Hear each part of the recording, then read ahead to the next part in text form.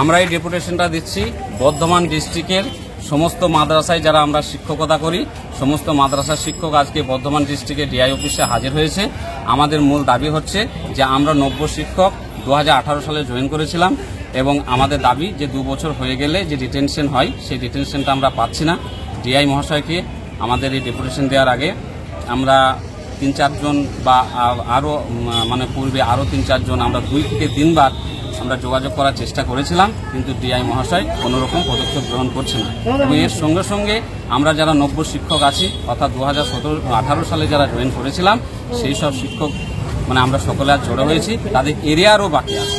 আমরা জানি যে স্কুল শিক্ষক এবং মাদ্রাসা শিক্ষকের কোনো রকম বৈষম্য থাকা উচিত নয়, কারণ পশ্চিমবঙ্গে 2টো বোর্ড প্রচলিত আছে, একটা সবাই জানি যে স্কুল বোর্ড এবং একটা মাদ্রাসা বোর্ড।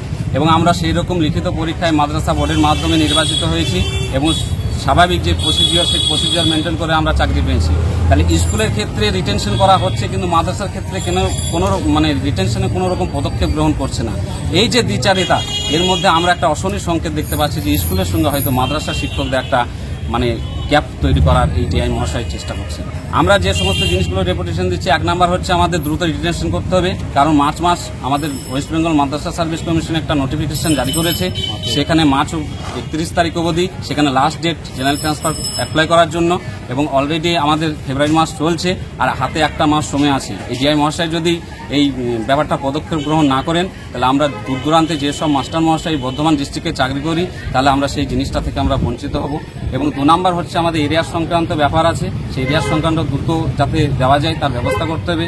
3 নাম্বার হচ্ছে যে সমস্ত পিপি দেওয়া আছে সেগুলো দ্রুত কমিশনে ট্রান্সফার করতে হবে।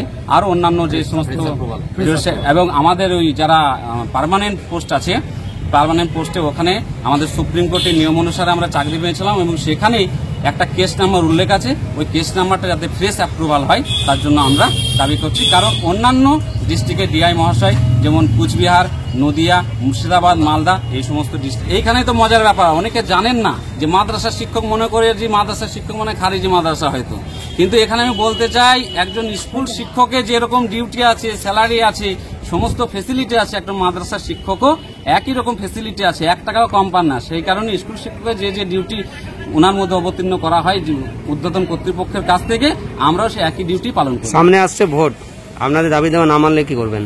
আমরা বৃহত্তর আন্দোলনে নামবো। কেমন আন্দোলন?